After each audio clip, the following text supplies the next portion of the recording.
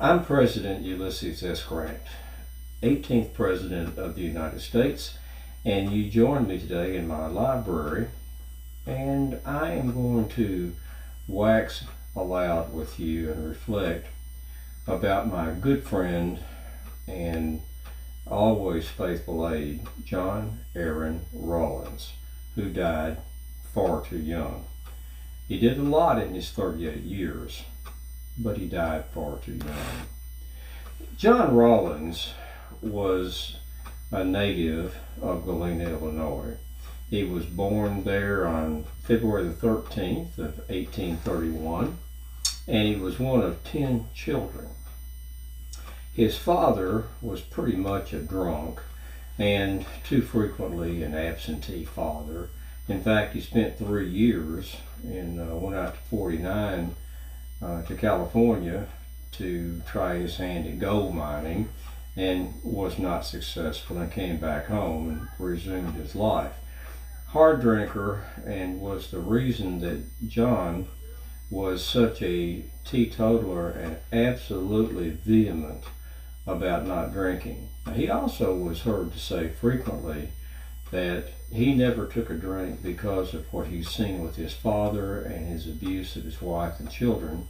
And also he felt that if he ever took a drink himself, he'd never be able to stop. So he did not drink, nor did he want anyone around him drinking, particularly me, but more about that shortly.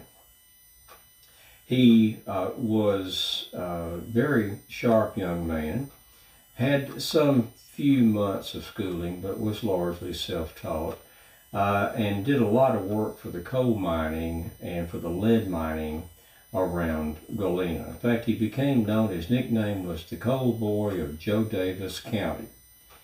And he read and studied. He went to school at Rock River Seminary, which was also, other than training preachers, was a college of sorts. He was there about a year and a half over in Mount Morris, Illinois. Came back, read for the law, and was admitted to the bar in 1854 and began practicing law at only age 23 at that time. He married Emily Smith in 1855. They had 3 children, all of whom lived to adulthood, and was practicing law. In fact, I met him when he was practicing and did some legal work for the Grant Leather Shop where I was working with my 2 younger brothers. I knew him, but I was more of an acquaintance than a friend. Barely knew him. But I came to know him much better in April of '61 when the war started. We got the news on April the 16th of '61, and the mayor immediately called for a town meeting in the town hall, and I went as a matter of interest. And I heard John Rawlins make an impassioned plea. Now, after the talking and some of it palavering about the flag and the country and Hail Columbia, a great deal of fervor, I was glad to see that. Rawlins concluded his talk with this statement: I have been a Democrat all my life, but this is no longer a question of politics. It is simply country or no country. I have favored every honorable compromise, but the day for compromise is past. Only one course is left to us. We will stand by the flag of our country and appeal to the God of battles, which drew great applause and my renewed interest in what John had to say. I was able to get into what I should say. John asked me to drill the Joe Davis Guards, and which later were federalized into the Army as an Illinois volunteer regiment. He also offered me a captaincy in that regiment, and I declined it because I felt that since I had been a captain in the regular Army before the war, I should have a higher rank than a captain of volunteers. In fact, I felt very strongly that I should have a colonelcy and command a regiment. And I turned it down, telling him and the rest of the men that while I was turning down their honored offer, I was going to be involved in the war in some way. And I drilled them, and they marched off to war, and I did too. I was given the command of the what became the 21st Illinois, to date from June the 15th of '61, and in August the 5th, I was commissioned as a brigadier general of volunteers.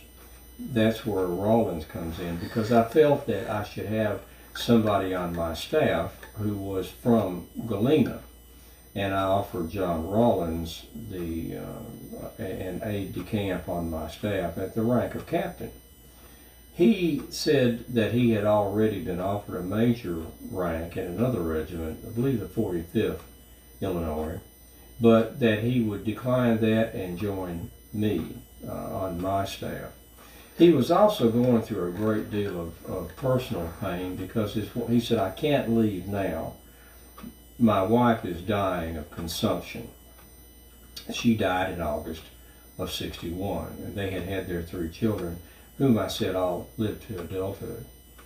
He joined me in Cairo, Illinois, and became my adjutant general and essentially chief of staff. He made things hum. He was a detailed man, very astute, very observant, and I was very pleased to have him. He stayed with the staff, with me actually throughout the rest of the war and into my presidency, but in Vicksburg, in the summer of '63, I had moved my headquarters into the Lum, L-U-M, the Lum Mansion there in Vicksburg. And we had our headquarters on the bottom floor, and the Lum family moved to the upper floor. And they had hired a Mary Emma Hurlburt from Connecticut, who had been a governess to their children. She'd come south. This is before the war started.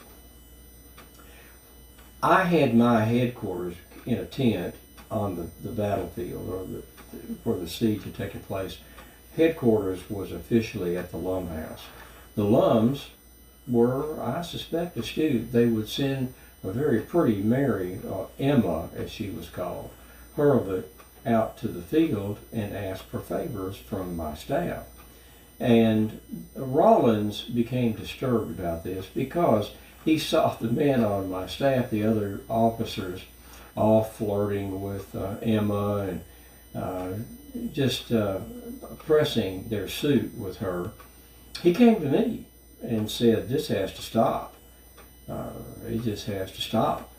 And I told him, "I think that you can probably handle that situation very well.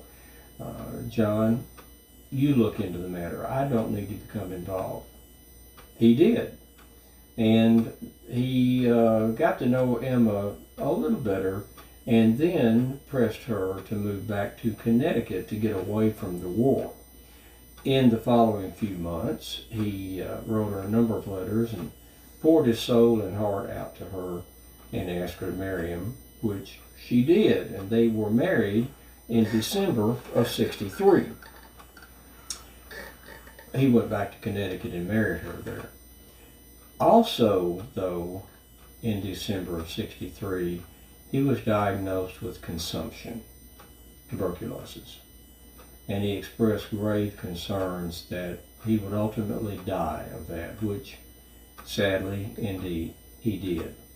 Now, he and Emma had 3 children, Mary, Violet, and I don't recall the third one. All 3 of them died in infancy. I believe 2 of them died in their first year, and 1 made it, I think, as old as 4 years of age. But all 3 of their children died in infancy, leaving her and him with his 3 children from his marriage to Emily. He stayed with me and got quite a reputation for keeping me between me and the bottle, which is a great deal of legend. I think Julia may have summed it up best when she said that it was her opinion that the legend of my drinking is being kept alive and flourishing through the efforts of John Rawlins, who at every opportunity says he stands between me and the bottle, or General Grant and the bottle. So, and that's her position. I will not opine on that. But Julia feels that Rawlins is the one that is the promulgator and chief keeper of the legend that I was a drunk and that he kept me sober by staying between me and the bottle throughout the war and indeed into my presidency. Now, speaking of the presidency, I should say that here that John Rawlins was a strong, staunch, lifelong Democrat. He was a Douglas Democrat. In fact, he was the elector for Douglas for the election of 1860 when President Lincoln defeated Senator Douglas for the presidency, and remained a Douglas Democrat for the rest of the war. And two things occurred during the war. He had not been an abolitionist, but as I have said on many occasions, I was not an abolitionist. But as the war progressed and we went through the South and ended slavery through our occupation and saw the horror that was slavery, we all became abolitionists. And when I ran for the presidency on the Republican ticket, John Rawlins changed over and became a Republican. So I was in sympathy with that, of course. When I became president, I named John Rawlins Secretary of War, which was no surprise to anyone. I wanted to reward him for his service and his dedication. And there were some issues there with him being Secretary of War. He was only in office for 5 months before he died. However, he was active in those 5 months. For example, Cuba insurgents had tried to start, well, they did start a revolution. And in fact, there were offices in American cities, New York City particularly, selling war bonds to finance their efforts in Cuba against Spain. I thought they had legitimate grievances rather, and I supported them. In fact, I wanted to recognize them as belligerents against Spain and support the Cuban rebels. And John Rawlins was adamant that we should go into the revolution on the side of the rebels. Now, Hamilton Fish, my Secretary of State, was equally adamant that we not get involved with the Cuban War revolution and start a war with Spain. And I resisted him in that matter, but as Hamilton Fish does, he made sense. And the cabinet was also divided, but in favor of not recognizing the revolution between Cuba and Spain. John never stopped pressing for it, but we did not go in. We worked through a peaceful solution to that and stayed out of the war with Cuba. Another reason, though, other than not wanting to get into another war that was felt by many people that we had no business in being involved in it, I thought we did because, if nothing else, the Monroe Doctrine. However, we were also beginning to talk with Great Britain about the Alabama claims, and that was another issue, that there were many people here in America that not only were willing to go to war against Great Britain, wanted to go to war over Great Britain, with Great Britain, over the damages done by the Confederate privateers, the Alabama, the Shenandoah, the Florida, the Albemarle. There's another that I can't think of, but they did hundreds of millions of dollars worth of damage. In fact, they completely ended the whale oil trade. The Confederate Navy was successful in ending the whale oil trade. The world lit itself at night with whale oil until the Confederate raiders sank and captured almost every whaler in both oceans. And that is when people being in need of something to burn lamps at night, kerosene was introduced by some fellow, John D. Rockefeller. I think he has a future with his petroleum products, and kerosene was indeed a byproduct. And one of his smart staff said, you know, we can sell this and burn in lamps since people can't get whale oil. And he followed up on that suggestion, and I think, as I said, I think Rockefeller and his oil company has a future, or have a future. But that's the damage that the Confederate raiders did. Freighters and passengers, the whale industry, they wreaked terrible havoc around the world. And we suffered greatly, particularly our New England shipping companies. And we were beginning the delicate negotiations for a settlement with Great Britain over the Alabama claims. And if we had gone into support the Cuban rebels as belligerents, Britain, we would have been doing the same thing we were accusing Britain of having done in our War of the Rebellion.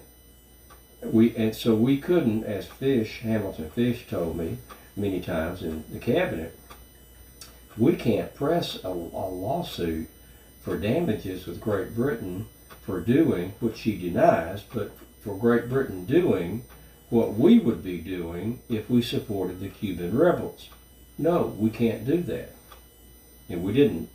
And we settled the Alabama claims amicably with Great Britain and avoided a war in the process. Another issue that John Rawlins was adamant about was the polygamy of the Mormons. And of course, they wanted to become a state.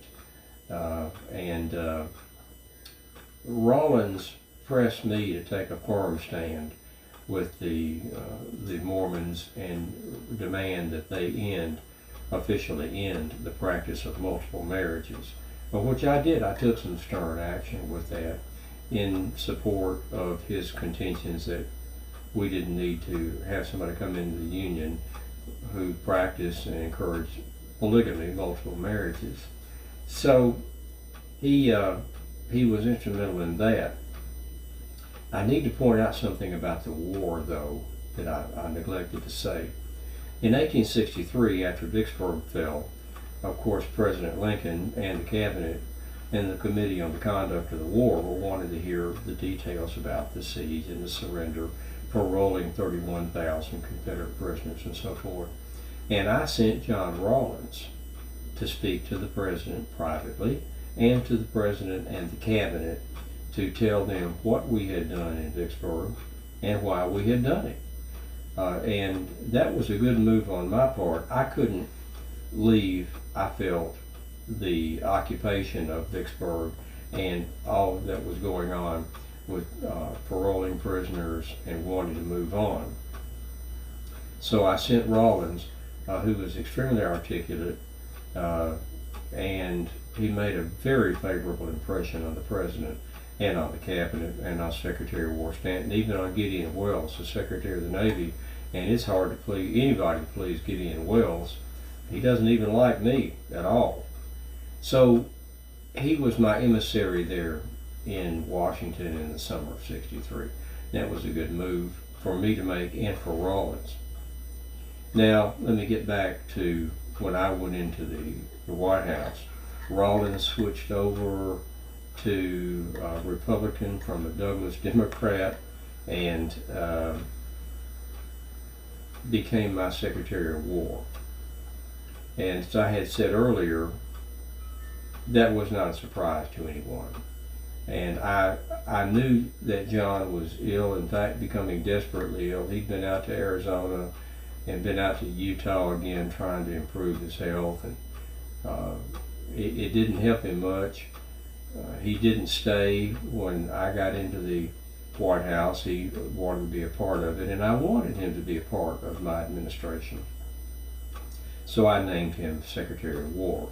And after just 5 months, his consumption caught up with him, and he died in 1869, September the 6th of 1869. He was only 38 years old. He died far too young. But I think as I bring my reflections on John Rawlins to a close, it's noteworthy to tell you about the last thing that John Rawlins did as an official act as Secretary of War. He approved the construction, he gave final approval to the construction of the Brooklyn Bridge. Now you might be wondering, how in the world did it come to pass that the Secretary of War would have final approval on the construction of a civilian bridge in a major U.S. city? It was because at that time that the Secretary of War had to approve of any structures across navigable rivers. And the Brooklyn Bridge crosses the East River in New York City. So it came to his desk. And he was the one who gave the final permission to build the Brooklyn Bridge, and construction could finally begin. It was the last official act of his career and his life. I'd also like to tell you that he determined how high the bridge would be. The civilian contractors wanted it to be 130 feet high at the highest water levels. The shipbuilders and maritime industry wanted the bridge to be 140 feet high at high water. Rawlins split the difference and determined that the Brooklyn Bridge in New York City would be 135 feet high. And it is 135 feet high. So that is all I should say at this time about John Rawlins. I could say much more and wax at length about John and his heavy black beard and his dark brooding eyes and his attention to detail and his being my conscience and enjoying every moment of that. He was a good man. We were good friends, and he did a good job for me and for the country, and served well briefly as the Secretary of War. John Rawlins, aide-de-camp to me, ultimately breveted Major General in the Army. He was regular Army Brigadier General and had the rank of Brevet Major General. John Aaron Rawlins, one of the people significant to me in my military career and early on in my presidency. For the time being then, I am President Ulysses S. Grant, thanking you for joining me here in my library today and bidding you a fond